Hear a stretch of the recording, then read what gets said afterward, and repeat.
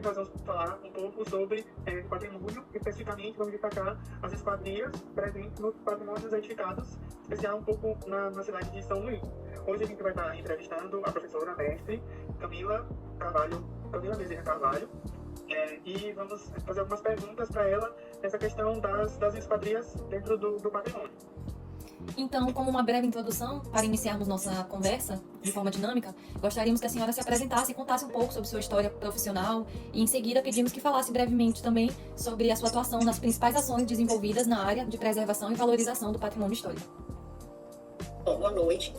Me chamo Camila Bezerra de Carvalho, formada em Arquitetura e Urbanismo pela Universidade da Amazônia, especialista em Preservação do Patrimônio Arquitetônico pela Universidade da Amazônia, mestre em Ciências do Patrimônio Cultural e também especialista em Geoprocessamento voltado ao cadastro multifinalitário. Bom, profissionalmente, eu trabalhei no IFAM, fazendo de uma forma bem clara vistoria em edificações históricas e também no plano de preservação, que na época estava sendo elaborado, enfim, trabalhado, era uma tarefa, né?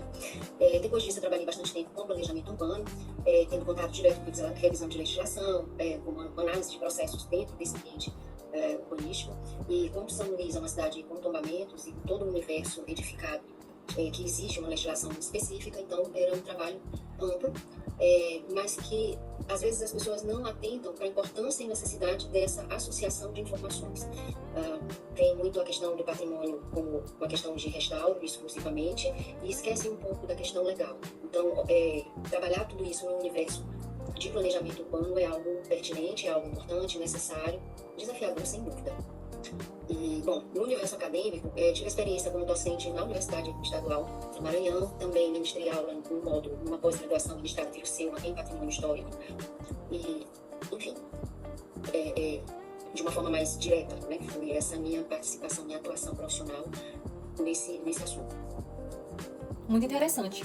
Então, professora, quando olhamos para a fachada de um casarão, a esquadria é o que dá o ritmo para ele. Mas o que essa tipologia de uma porta ou janela fala sobre a história daquele casarão? Será que podemos identificar a função original dele somente olhando para o desenho delas?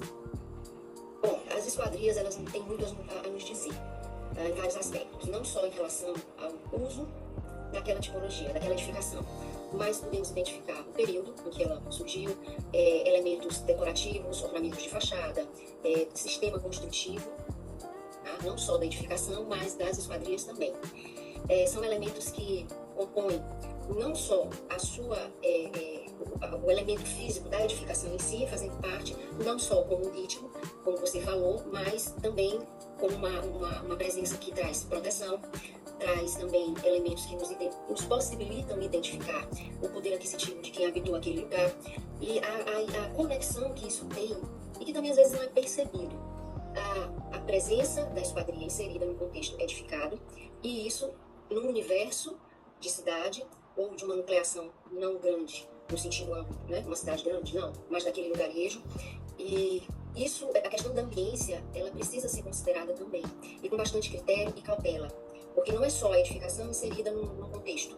Que contexto é esse? Que ambiência é essa? Tem vegetação? Que tipo de esquadria é? Qual estilo? Que período é? Que madeira é usada?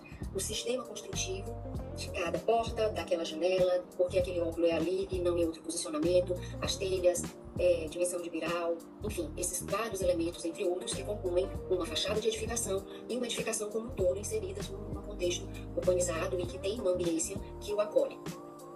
Perfeito. Agora vamos para a segunda pergunta. Então, na cadeira nós falamos bastante sobre ruínas e gostaríamos de saber se uma esquadria colonial desapareceu completamente de uma fachada. Em tese, a teoria recomenda reconstruir uma cópia idêntica, baseada em documentos e dados antigos, e assim correndo o risco de criar esse falso histórico, ou o projeto atual deve marcar o nosso tempo e propor uma esquadria moderna. Bom, em primeiro lugar, é uma questão realmente que fomenta muita discussão e é difícil, vamos dizer assim, exige um exercício grande de atenção, de pesquisa, de estudo, de documentação, não só na questão arquitetônica, mas desenho, né? Mas na questão teórica. O que os teóricos do Gestalt nos apresentam? O que as cartas também, as cartas patrimoniais, o que elas nos dizem? O que os dias de hoje nos oportuniza fazer uso para que se tenha a possibilidade de uma intervenção mais criteriosa, mais respeitosa com o patrimônio. Então, não é só uma questão de, eu vou olhar aqui, vamos considerar que no que sobrou dessa edificação citada aqui como exemplo, sobrou uma janela. Vamos dizer assim que essa tenha conseguido resistir bravamente ali àquela ação a qual foi submetida. Mas é uma só. Será que existia mais de um tipo de janela originalmente compondo aquela edificação? Não sei. A madeira, que madeira era? Hoje ainda existe a mesma madeira? Não. Antes disso também, o sistema construtivo da esquadria existe, ele está lá, e ele também nos diz muito. Então, como essa marcenaria, como esse mestre de ofício da época fez aquilo ali, né? Então, isso tudo tem que ser levado em conta, além dessa questão teórica. Então, é um universo que, quando a gente se depara com ele, a gente se assusta e se encanta ao mesmo tempo, em função do estado que a gente encontra uma edificação dessa, ou se não é uma edificação, mas é uma imagem, uma escultura, um elemento de serralheria. E tudo isso subjugado a uma ação intempérica. Sol, sais, chuva, e, enfim, poluição sonora, vibrações que isso causa, né, na estrutura, poluição por conta de trânsito, enfim, pichação, tudo isso. Incêndios, às vezes, né, por conta de curto-circuito. Então, é preciso conhecer realmente o máximo que se pode ter e obter de informações de como aquela edificação e aquela esquadria, especificamente a esquadria, qual o período, que século, o que se usava naquele século como elemento para se fazer aquela esquadria, que tipo de madeira, que tipo de ferragem era agregada a ela para que ela fosse fixada na estrutura, que elementos, aí a gente vem para a documentação. A importância da documentação é grandiosa. Não é só uma imagem, não é só uma observação com drone, não é só um scanner mais sofisticado, que dispomos hoje em dia de equipamentos eletrônicos bastante, que nos dão um apoio muito bom e uma resolução muito boa. É bem mais do que isso.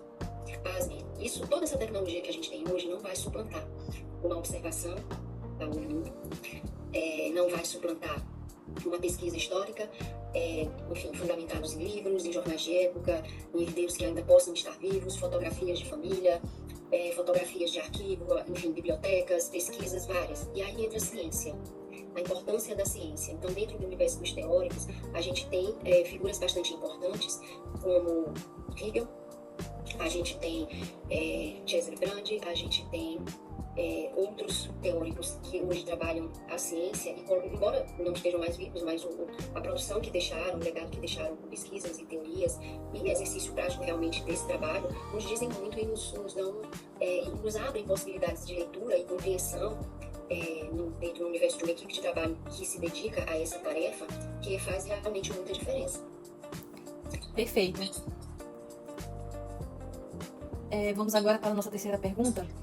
Para conservar as esquadrias, precisamos de técnicas de marcenaria e encaixes que estão se perdendo. Acredita que a falta de mão de obra qualificada em São Luís hoje é o maior perigo para a sobrevivência dessas peças? Eu gostei muito de todas as perguntas, sinceramente achei que são bem interessantes, mas essa me chamou particularmente a atenção positivamente, tá? Dizer que é a única, eu não concordo. Não é a única. Existem outras, além dessa, que contribuem para isso no nosso cenário em São Luís do Maranhão, já que você frisou bem isso, né?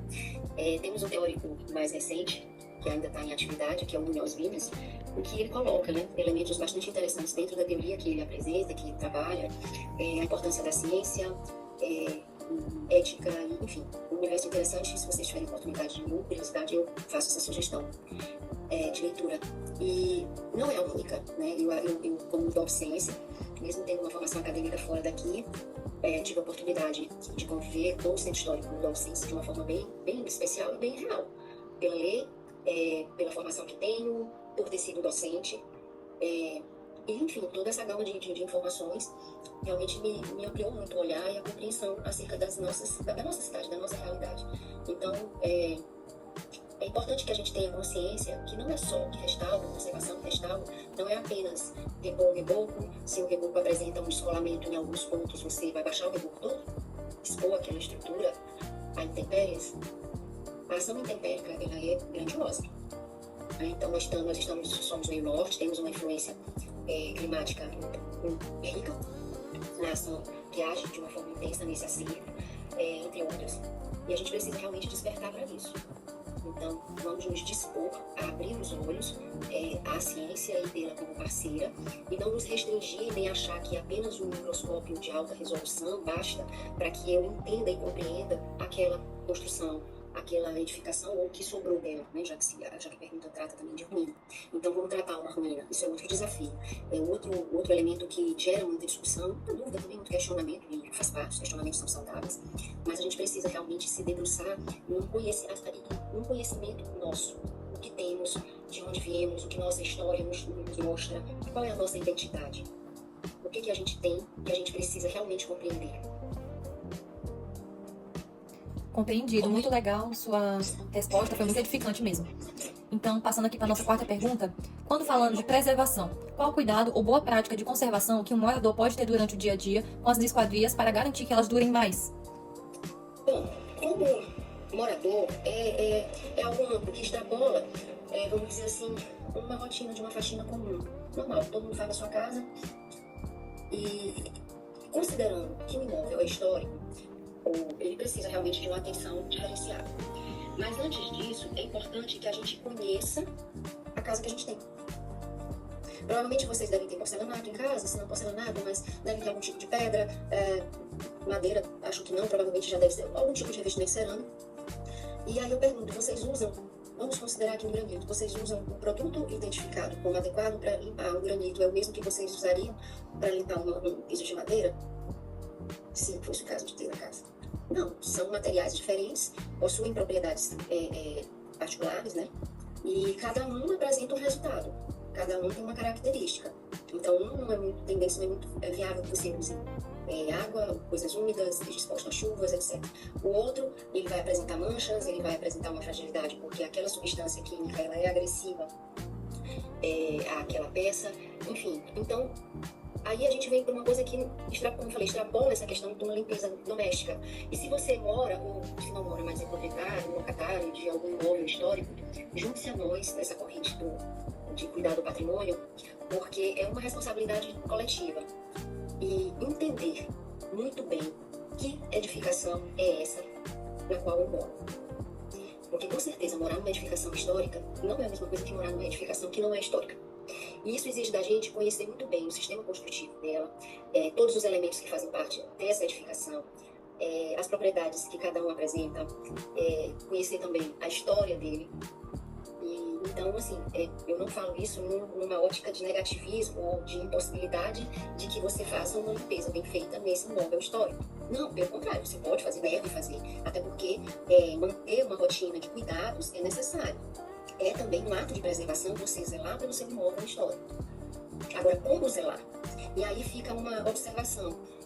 O papel das instituições públicas voltadas para esse tema, né? Quer dizer, a função do poder público nesse tema de preservação do patrimônio histórico.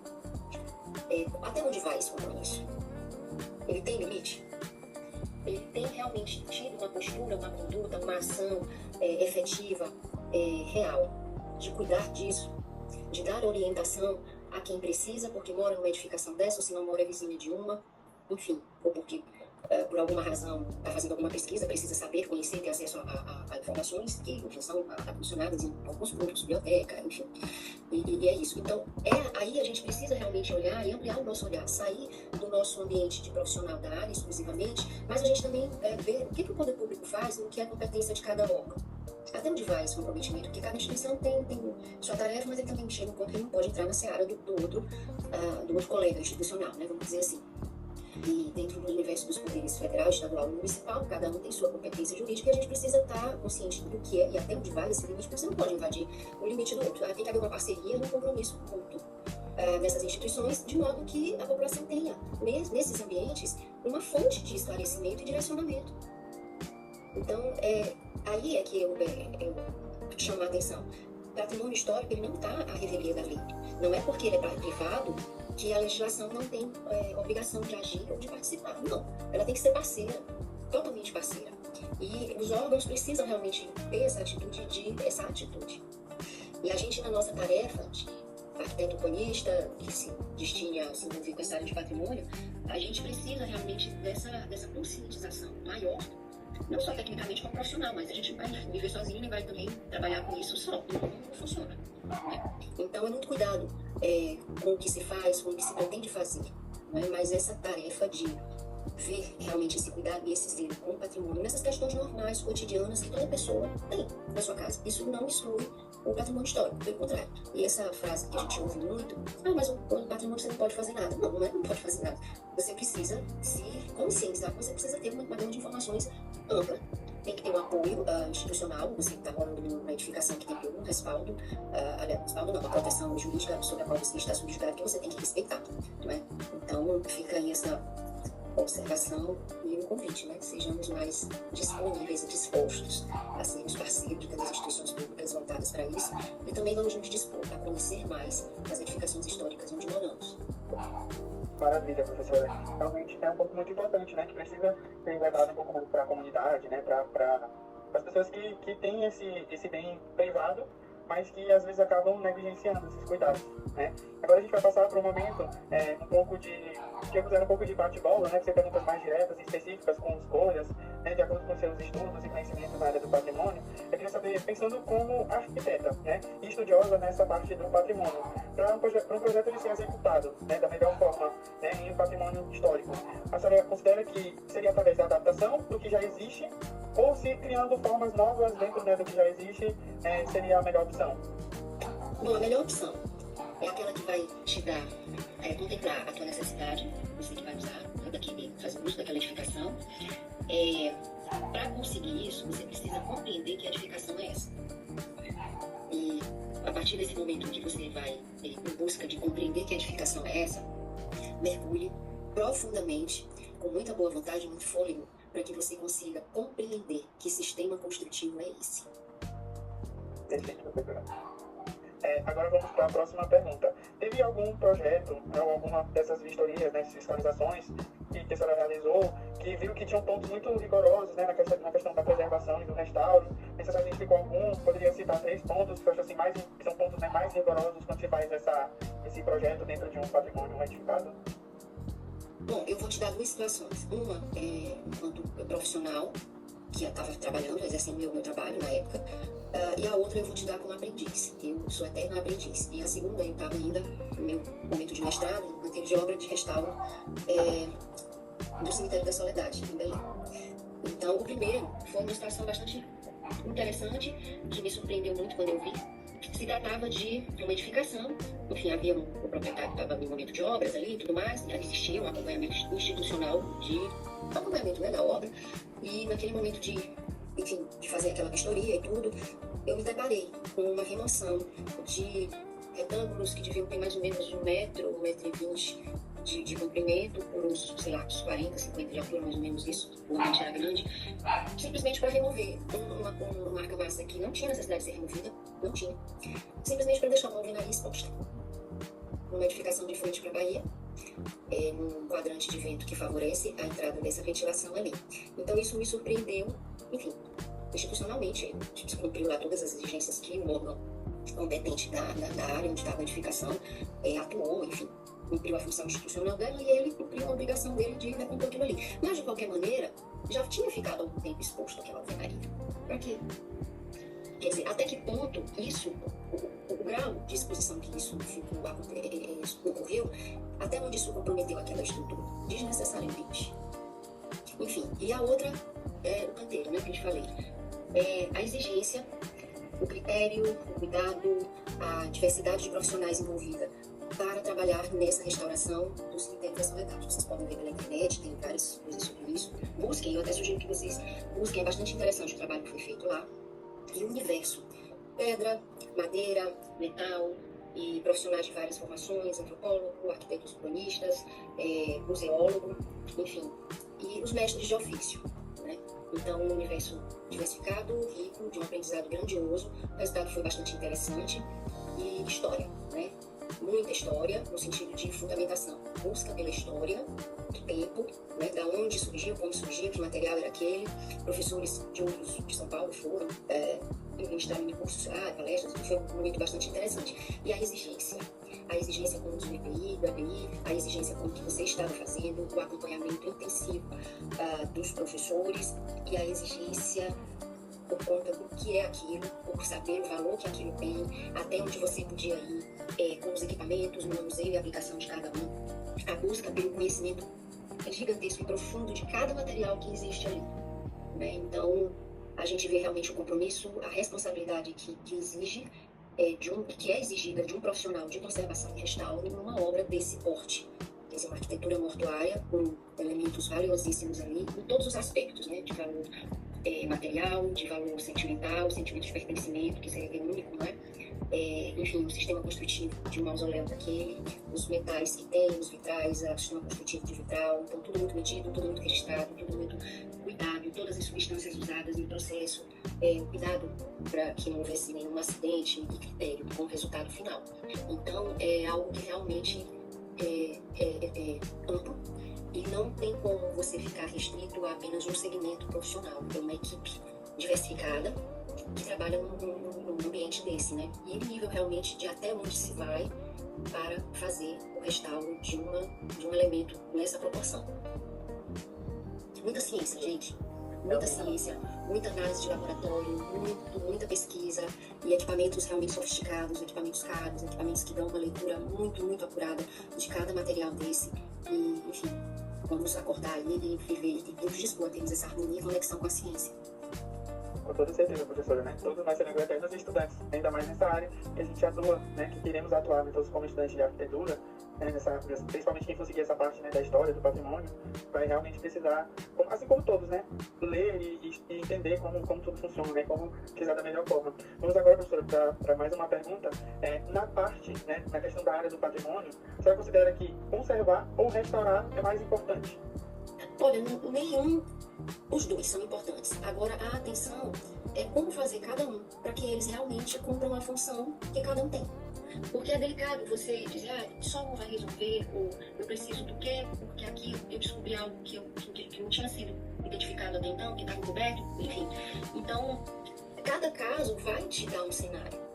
E aí, com muita pesquisa, muito estudo, muito conhecimento desse bem a ser recuperado, você vai, com toda essa fundamentação de teóricos, de ciência, de conhecer o imóvel, o objeto, se for o caso, conversar com moradores, fazer entrevista e buscar arquivos, enfim.